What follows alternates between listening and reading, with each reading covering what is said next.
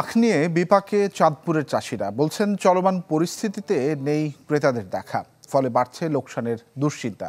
যদিও কৃষি কর্মকর্তারা বলছেন শিগগিরই কেটে যাবে সংকট। তাদের মতে যোগাযোগ ব্যবস্থা স্বাভাবিক হলে ন্যায্য মূল্য পাবেন কৃষকরা।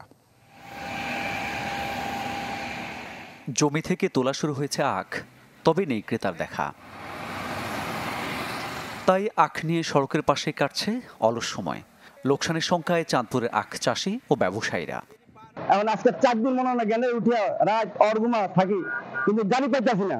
এই গেন্ডারি কাটা রাস্তার তিন রাত আমি না অর্গুমা, কোনো ঘুমনিন্দা নাই। এই দুর্যোগের কারণে গাড়ি ঘোড়া পাইছে। বাজারের কম, মার্কেট কম, বেচা কিনি যায় না, গাড়ি ঘোড়া বন্ধ।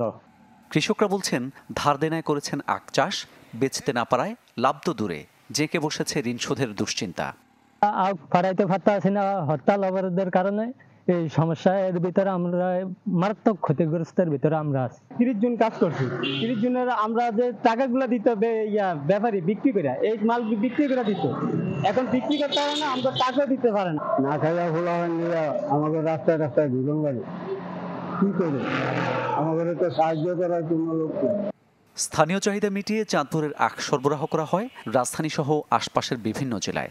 তবে চলমান পরিস্থিতিতে নিরাপত্তার শঙ্কায় পরিবহনে অনীহা যান চালকদের।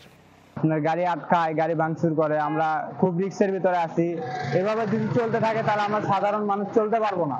আমাদেরও অনেক রিস্ক, নিজের রিস্ক নিয়ে এভাবে গাড়ি চালানো যায় না, আমরা এভাবে গাড়ি চালাতে চাই না। চলতি বছর 660 হেক্টর লক্ষ্যমাত্রার বিপরীতে আবাদ হয়েছে 653 হেক্টর জমিতে। কৃষি সম্প্রসারণ অধিদপ্তর বলছে যোগাযোগ ব্যবস্থা স্বাভাবিক হলে ন্যায্য মূল্য পাবেন কৃষকরা। কৃষক আখের মূল্য কম পাচ্ছে বলে বলেছে, তো আমরা মনে করি যে যোগাযোগ ব্যবস্থা যদি উন্নত হয় তাহলে কৃষক আখের মূল্য ভালো পাবে এবং কৃষক লাভবান হবে। গেল বছর 100 পিসের প্রতি বান্ডেল আখ বিক্রি হয়েছিল 1300 থেকে 1400 টাকায়। এবার তা নেমে এসেছে অর্ধেকে। Desk report, channel 24।